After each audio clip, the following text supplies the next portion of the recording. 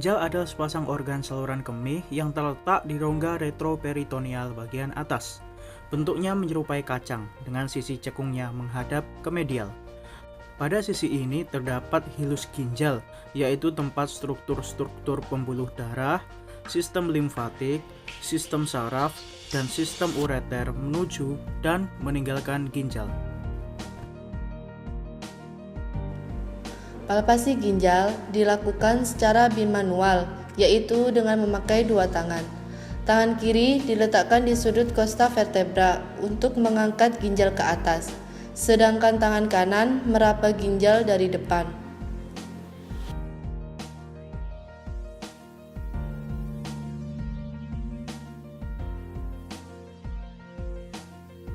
Perkusi atau pemeriksaan ketok ginjal dilakukan dengan memberikan ketokan pada sudut costovertebra, yaitu sudut yang dibentuk oleh costa terakhir dengan tulang vertebra. Pembesaran ginjal karena hidronefrosis atau tumor ginjal mungkin teraba pada palpasi dan terasa nyeri pada perkusi. Pada pemeriksaan buli-buli, yang pertama yaitu inspeksi. Pada pemeriksaan inspeksi, buli-buli diperhatikan adanya benjolan atau massa atau jaringan parut bekas irisan atau operasi di suprasimfisi. Massa di daerah suprasimfisis mungkin merupakan tumor ganas buli-buli atau karena buli-buli yang terisi penuh dari suatu retensi urin.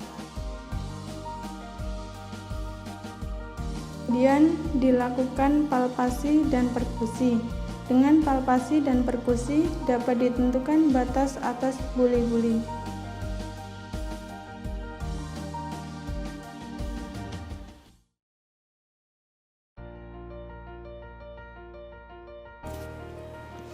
Pemeriksaan di skrotum dilakukan apabila ada keluhan di skrotum, pembegakan pada skrotum atau ada luka. Inspeksi pada skrotum. Perhatikan apakah ada pembesaran pada skrotum. Perhatikan juga apakah ada vena besar pada skrotum. Perhatikan apakah ada hidrokel yang besar langsung tampak terlihat. Hidrokel yang kecil atau sedang dilihat dengan menggunakan pemeriksaan transiluminasi. Lalu juga perhatikan apakah ada hernia skrotalis atau skrotum yang membesar mulai dari daerah inguinalis. Palpasi pada kasus skrotum yang membesar, skrotum harus diraba dengan melihat apakah ada perasaan nyeri pada saat diraba. Penekanan pada testis tidak boleh dilakukan pada suspek kasus tabes dorsalis. Hiplopasi kulit skrotum sering dijumpai pada kasus cryptoskimus.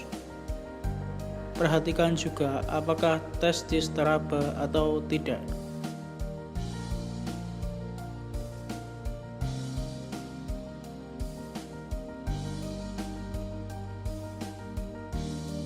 Untuk membedakan antara massa padat dan massa kistik terdapat pada skrotum, dilakukan pemeriksaan transiluminasi atau penerawangan pada isi skrotum.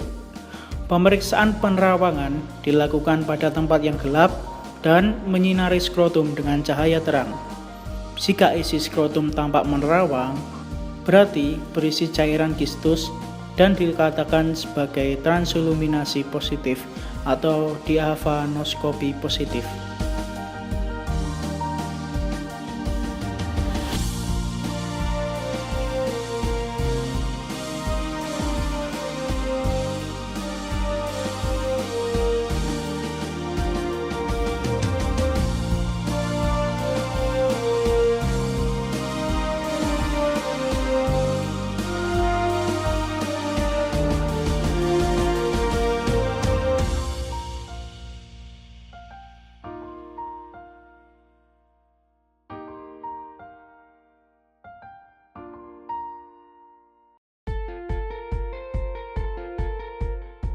Pada pemeriksaan rektal Toucher, jelaskan terlebih dahulu kepada pasien tentang pemeriksaan yang akan dilakukan, agar pasien dapat bekerja sama dalam pemeriksaan ini.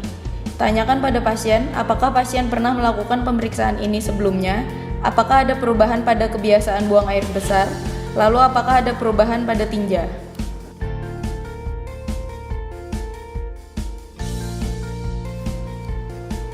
Persiapkan alat untuk melakukan pemeriksaan, seperti handscoon atau sarung tangan, gel pelicin, dan tisu.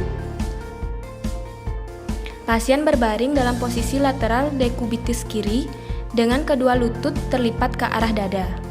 Dengan penerangan yang adekuat, bokong kanan pasien ditarik ke atas dengan menggunakan tangan kiri pemeriksa, sehingga kita dapat melakukan inspeksi perineum dengan baik. Inspeksi meliputi hemoroid eksterna, hemoroid interna yang prolaps, fissure any, dan tumor. Oleskan jari telunjuk kanan yang telah memakai sarung tangan dengan gel pelicin dan juga oleskan pada anus pasien.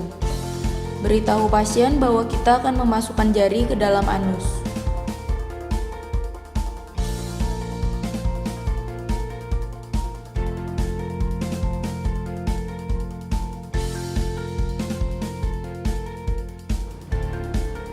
Pada pemeriksaan prostat pada pria, lakukan palpasi pada permukaan prostat.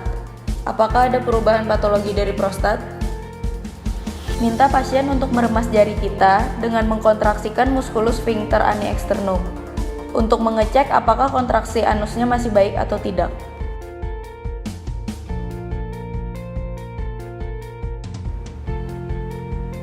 Kemudian tarik jari dari anus dan perhatikan jari kita apakah terdapat darah, mukus atau lendir atau feses.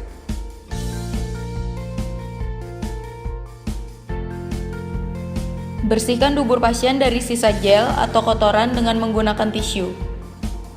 Beritahu pasien bahwa pemeriksaan rectal toucher telah selesai. Kemudian persilakan pasien untuk membersihkan diri dan memakai pakaiannya kembali.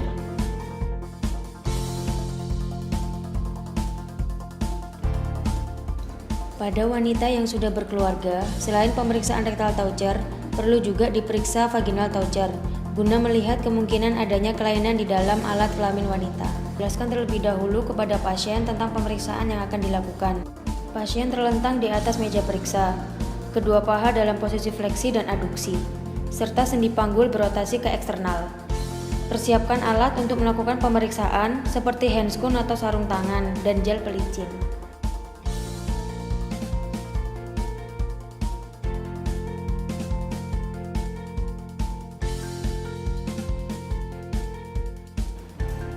Kemudian pakai sarung tangan, telunjuk dan jari tengah tangan kanan diolesi gel pelicin.